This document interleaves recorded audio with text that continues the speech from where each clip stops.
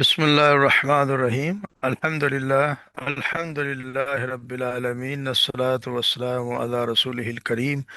أشهد أن لا إله إلا الله وحده لا شريك له، وأشهد أن محمدا عبده ورسوله، نبينا محمد صلى الله عليه وسلم. رب اشرح لي صدري ويسر لي أمري واحلل عقدة من لساني يفقه قولي. ربنا زدنا علما، اللهم فقهنا في الدين، اللهم فقهنا في الدين، اللهم فقهنا في الدين. السلام علیکم ورحمۃ اللہ وبرکاتہ۔ امید ہے سب لوگ خیریت سے ہوں گے۔ اللہ تبارک و تعالی ہمارے وقت قبول فرمائے، ہماری نجات کا ذریعہ بنا دے۔ سبق کا آغاز کرتے ہیں۔ اعوذ باللہ من الشیطان الرجیم، بسم اللہ الرحمن الرحیم۔ وَلَقَدْ ضَرَبْنَا لِلنَّاسِ فِي هَذَا الْقُرْآنِ مِنْ كُلِّ مَثَلٍ لَعَلَّهُمْ يَتَذَكَّرُونَ قُرْآنًا عَرَبِيًّا غَيْرَ ذِي عِوَجٍ لَعَلَّهُمْ يَتَّقُونَ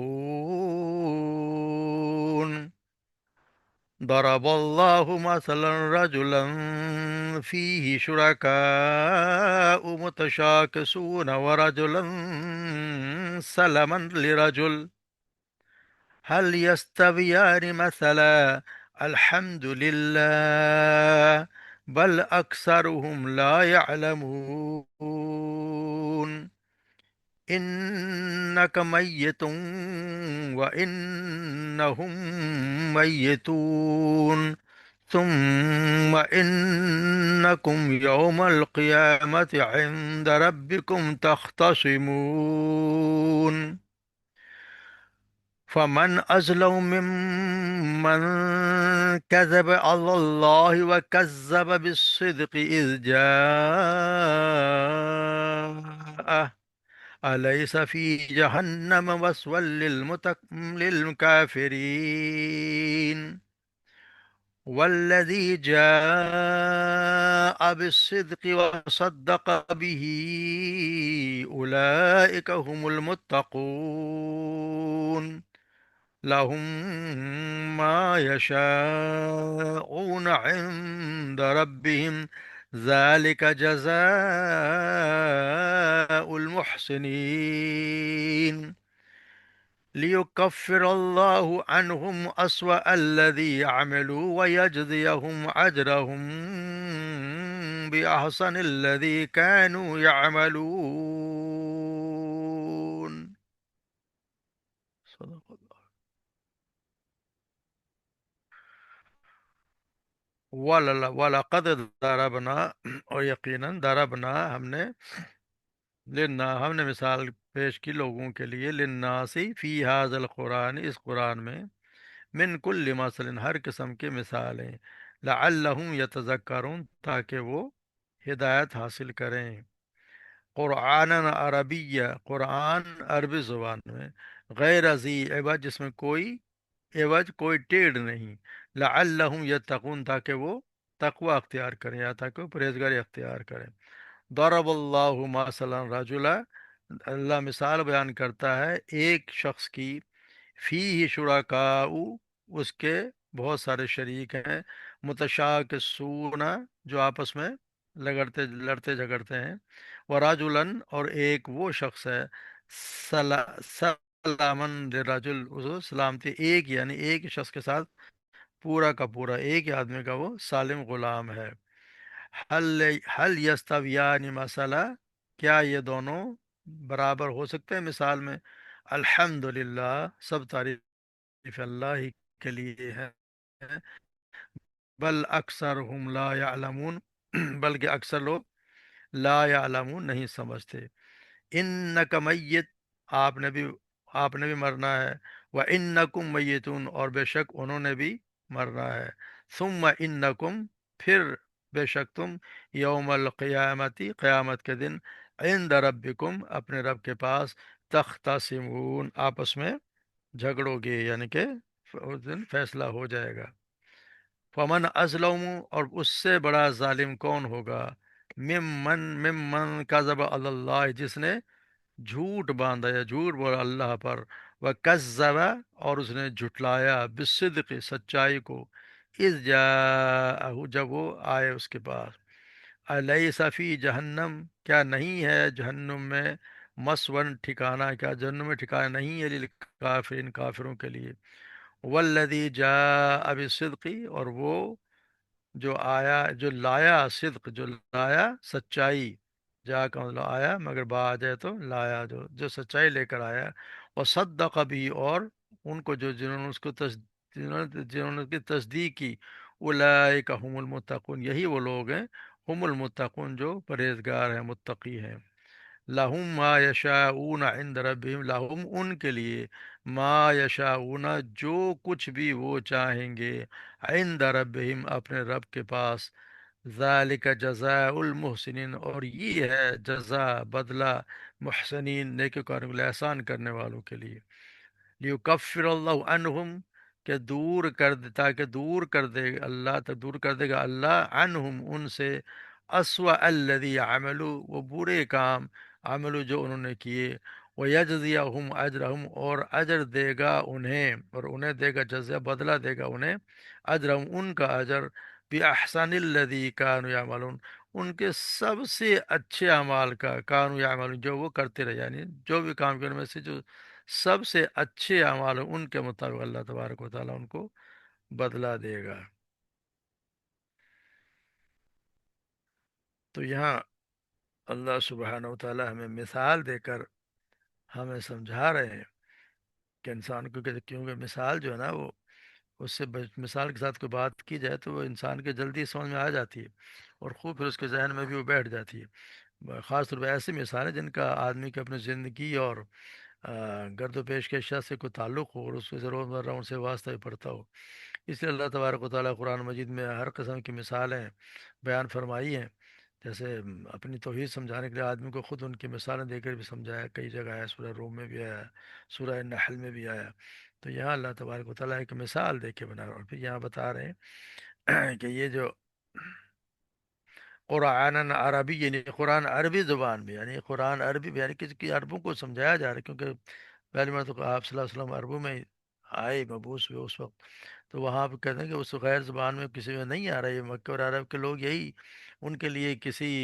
اس زبان کو سمجھنے، کسی مترجم کی اور کسی اور کی ضرورت نہیں ہے، وہ صاف سے اپنی زبان میں اسے براہ راست خود سمجھ سکتے ہیں، تو ان کو بتایا، اور پھر بتا دیں کہ ان کو، اور اس میں کوئی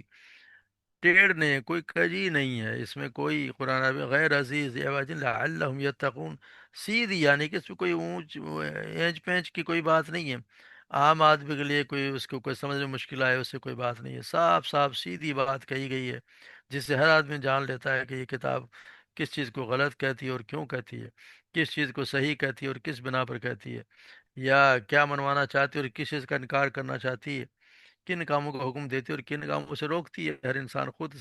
سمجھ سکتا ہے، اس میں کوئی ٹیڑھ نہیں، اگر سمجھنا چاہے انسان، اگر ذہن کھول کے تعصب سے بری ہو کے خود سمجھنا چاہے تو وہ خود سمجھ سکتا ہے کہ قرآن ہم سے کیا مطالبہ کرتی ہے، ہم سے کیا چاہتی ہے، اور ہم کس چیزوں سے ہمیں منع کرتی ہے۔ تو یہاں بھی اللہ تبارک و تعالیٰ اپنی توحید سمجھانے کے لیے، کیونکہ زیادہ تو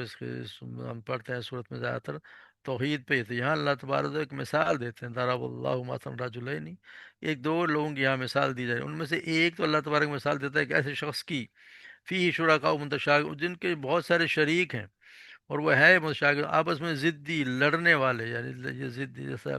ضدی بھی ہیں، بدخلق بھی ہیں، جھگڑا کرنے والا ہے اس کا، یعنی کہ ایسے لوگ ہیں، ایک شخص ہے جو، جن کے بہت سے آقا ہیں اور غلام وہ اکیلا ہے، تو اس کے مالک تو بہت سارے شریک ہیں، تو سب ہیں بدخو، ضدی، اور ایک دوسرے سے جھگڑنے والے ہیں، ان میں سے ہر کوئی ایک یہی چاہے گا کہ آدمی اسی کے کام میں لگا رہے، اور جو وہ کہے اسی کا حکم کا، جو اس کی مرضی سے چلتا رہے، دوسروں کے حکم سے اس کا کوئی تعلق نہیں، دوسرے کام کو ہو نہ ہو، وہ ان کو کوئی پرواہ نہیں، تو اب وہ یقینی بات ہے، غلام جو ہے حیران ہی ہوگا کہ کس حکم مانے اور کس کا نہ مانے، یعنی ان میں سے کوئی بھی اس غلام کی ضروریات کا ذمہ دار بھی بننے کو تیار نہیں، ہر ایک اسے دوسرے کے حوالے کر دیتا ہے، تو نتیجہ یہ ہوتا ہے کہ نہ وہ ان میں سے کسی کو خوش کر سکتا ہے، اور نہ اس کی کوئی حاجت اور ضرورت پوری خود کی بھی ہوتی ہے، تو اس کی زندگی یقینی بات ہے کہ پھر تنگ ہی ہوگی، تو یہ تو ظاہر ہے، تو اس کے وقت یہ اللہ تبارک و تعالیٰ یہ مثال اس شخص کی دے رہا ہے جو شرک کرتا ہے اللہ کے ساتھ، بہت سے لوگوں کو، بہت سی لوگوں کو پکارتا ہے۔ اور پھر یہاں پہ اللہ تعالیٰ دوسرے مثال کے طور پر رجل سلام رجل، ایک ایسا شخص ہے جو ایک سالم پورا کا پورا ایک ہی شخص کا غلام ہے، یعنی وہ ایک ہی شخص کا غلام ہے، اس کو یقینی بات ہے وہ اس کو خوش بھی کر دیتا ہے، اسی کا وہ کام کرتا ہے، اسی کی خدمت کرتا ہے، اس کے سامنے ہر اپنی حاجت و ضرورت بھی پیش کر دیتا ہے، تو صاف ظاہر ہے کہ یہ آدمی نہایت اطمینان اور سکون کی زندگی بسر کرے گا۔ جس طرح شاہ عبد القادر رحمہ اللہ فرماتے ہیں کہ ایک آدمی جو کئیوں کا ہو، کوئی اس کو نہ اپنا نہ سمجھے تو اس کی پوری خبر نہ لے، اور ایک غلام سارا کا سارا ایک کا ہو تو اس کو اپنا سمجھے اور پوری خبر بھی لے۔ تو مثال ہے کہ ان کی جو ایک رب کے بندے ہیں اور جو کئی رب کے بندے ہیں، یعنی بہت سے لوگوں کو پکارتے ہیں، تو اللہ تبارک و تعالیٰ نے مثال دے کے ہمیں سمجھائیے کہ پھر تم کیا کہتے ہو ان لوگوں کے بارے میں، ایک وہ شخص ہے اور ایک وہ مرتقی، یعنی کہ پھر یہاں کہا جا رہا ہے الحمدللہ، کہ پھر اللہ تبارک و تعالیٰ یہاں الحمدللہ کہنے کا مطلب یہ ہے کہ جب کہنے والے نے یہ بات کہی تو اس نے تھوڑا سا توقف کیا کہ کیا جواب ملتا ہے، تو سامنے سے یقینی بات ہے کوئی جواب نہیں آیا۔ اس کا مطلب یہ ہے کہ کوئی مشرکوں میں سے کوئی بھی نہیں کہہ سکتا کہ یہ دونوں برابر ہو سکتے ہیں، بلکہ یا تو وہ تسلیم کریں گے کہ دونوں برابر ہو نہیں سکتے، یا پھر خاموش اختیار ان دونوں میں سے ایک ہی ہوگا۔ کوئی بھی نہیں کہے گا کہ یہ جو ہے وہ برابر ہو سکتے ہیں۔ تو دونوں صورتوں میں توحید کی خوبی اور شرک کی برائی ثابت ہو جائے گی۔ تو اس لیے فرمایا کہ سب تعریف اللہ ہی کے، الحمدللہ، یہ اللہ کا شکر ہے کہ کوئی ایسا کرنے والا نہیں ہے، اور جسے ایسی بہترین اور آسان مثال کے ساتھ توحید کا مسئلہ واضح کر دیا تو اسی اللہ کی تعریف ہے۔ تو پھر اللہ تعالیٰ یہ بھی فرما رہے ہیں بل اکثرہم لا یعلمون، یعنی کہ یہ مثال ان کو سمجھ میں آ گئی، مگر اس کے باوجود بھی وہ بات تو سمجھ میں آ گئی جو مثال دی گئی ہے، یعنی ایک آقا کی غلامی اور بہت سے آقا کی غلامی کا فرق تو ان کو سمجھ میں آ گیا، مگر یہ بات ان کے سمجھ میں نہیں آتی کہ ایک ایک اللہ کی بات سمجھ میں نہیں آتی کہ ایک اللہ بھی اور دوسرے بہت سارے معبود ہیں، یعنی اکثر لوگ ایک اللہ کی عبادت اور بہت سے معبودوں کی بات کا فرق نہیں جانتے، اس لیے وہ شرک میں گرفتار رہتے ہیں، یعنی ایک اتنی سیدھی سی بات بھی ان کو سمجھنے کے لیے تیار نہیں، بل اکثرهم لا یعلمون۔ پھر اللہ تبارک و تعالیٰ آپ صلی اللہ علیہ وسلم فرما رہے ہیں انک میت و انکم میتون، کہ آپ نے بھی مر جانا اور یہ لوگ بھی مر جائیں گے، یعنی کہا یہ جانتا کہ اگر یہ نہیں مانتے تو نہ مانیں، اگر یہ آپ کی بات ماننے کو تیار نہیں تو نہ مانے، ایک دن آئے گا کہ کیونکہ آپ نے بھی ہمیشہ یہاں نہیں رہنا اور نہ ہی انہوں نے یہاں رہنا، تو یقیناً آپ کو بھی موت آ جائے گی اور یہ بھی مرنے والے ہیں۔ اس میں سے دیکھا جائے تو آپ نے صلی اللہ علیہ وسلم کے لیے وعدہ اور بشارت ہے کہ آپ کی تو دنیا کی محنت اور مشقت اور تمام رنج ختم ہونے والے ہیں، اور آپ اپنے رب سے ملاقات کرنے والے اور ہمیشہ کی رات اور رام والے جنت میں جانے والے ہیں۔ اور کافروں کے لیے بھی اس میں وعید بھی ہے کہ ان کی مہلت ختم ہونے والی ہے، اب کہ اپنے اللہ کے سامنے حاضر ہو کر اپنے کفر و شرک کے حساب دینے والے ہیں۔ اس میں ان کو تو وعید بھی ہے، اور آپ صلی اللہ علیہ وسلم بتا اس سے یہ بھی پتہ چلتا ہے کہ آپ صلی اللہ علیہ وسلم کے لیے بھی یہاں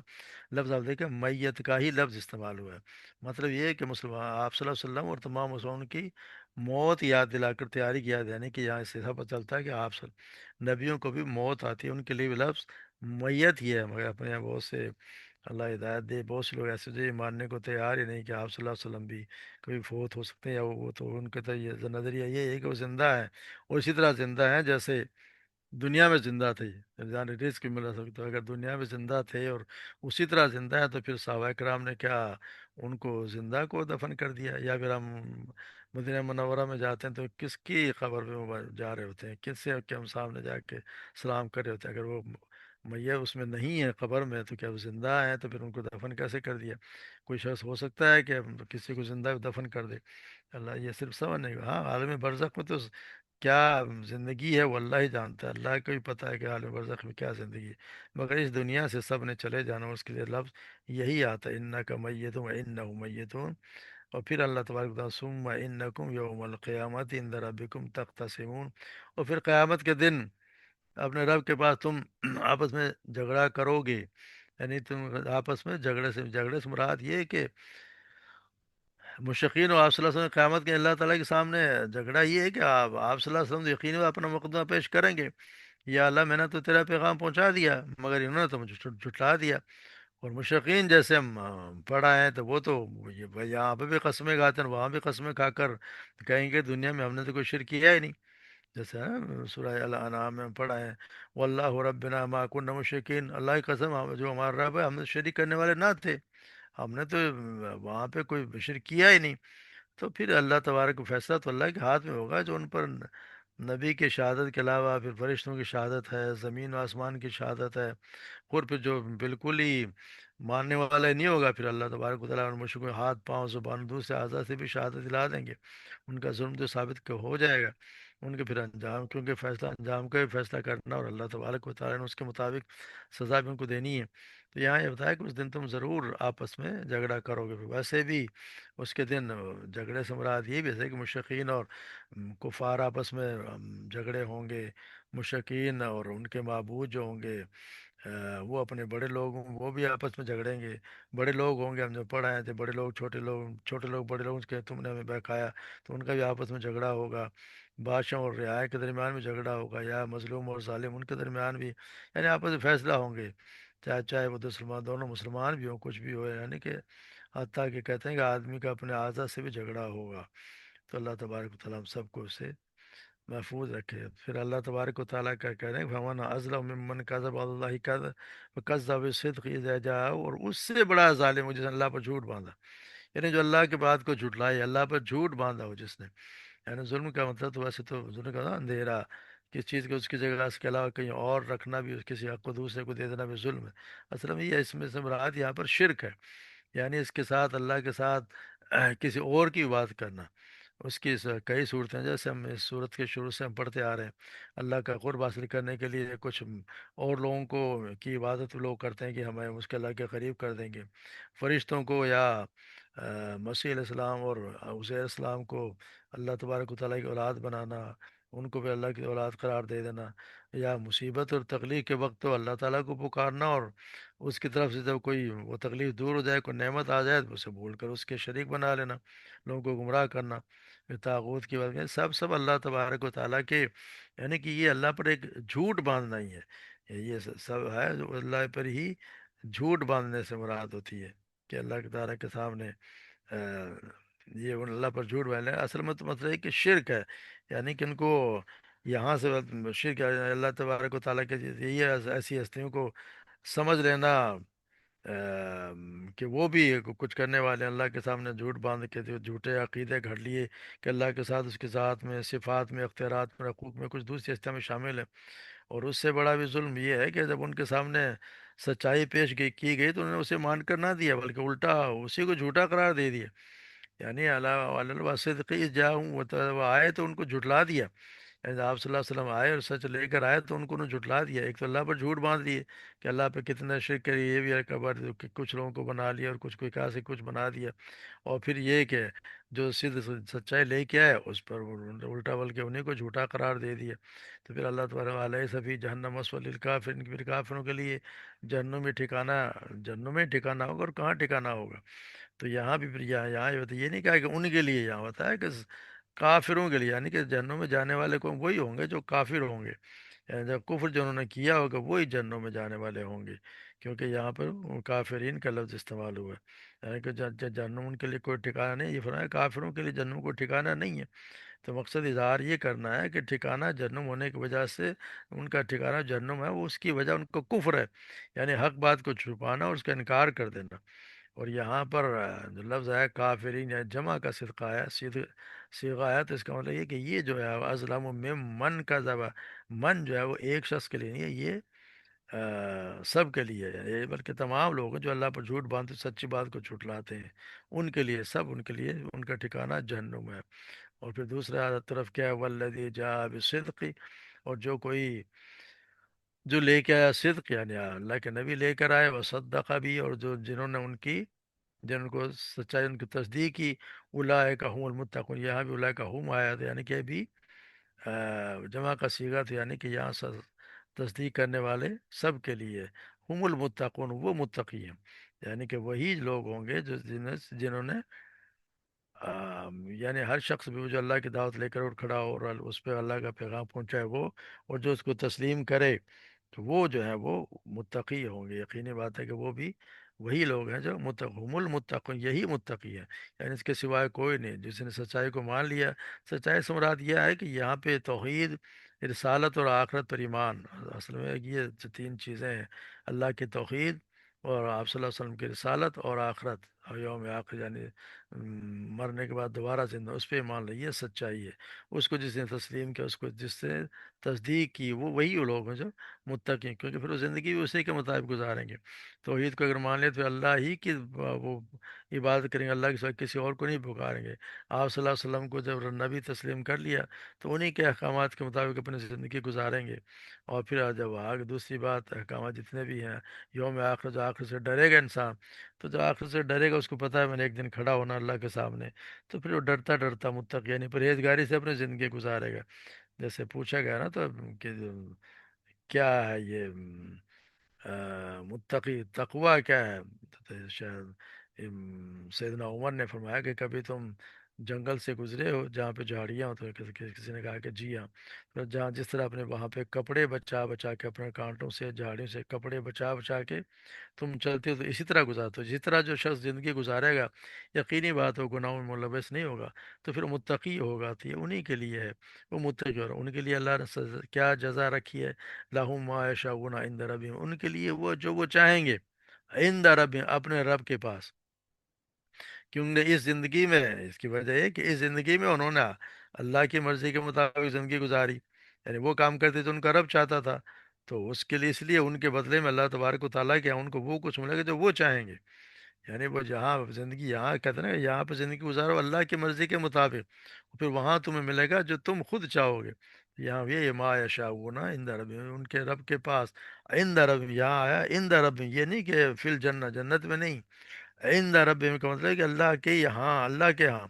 تو رب کے یہاں سے مراد یہ ہے کہ اس سے مطلب، اس سے ارشاد کا مطلب یہ ہوتا ہے کہ ظاہر لگے لگتا ہے کہ کیونکہ انسان رب کے ہاں تو مرنے کے فوراً بعد ہی پہنچ جاتا ہے، اس لیے کہتے ہیں کہ آیت کا منشا ہی معلوم ہوتا ہے کہ جنت میں پہنچ کر ہی نہیں بلکہ مرنے کے بعد سے جنت میں داخلے کے وقت تک کے زمانے میں صالح انسان کے لیے اللہ تبارک و تعالیٰ کا معاملہ یہی رہے گا، وہ عذاب برزخ سے، قیامت کے دن کی سختیوں سے،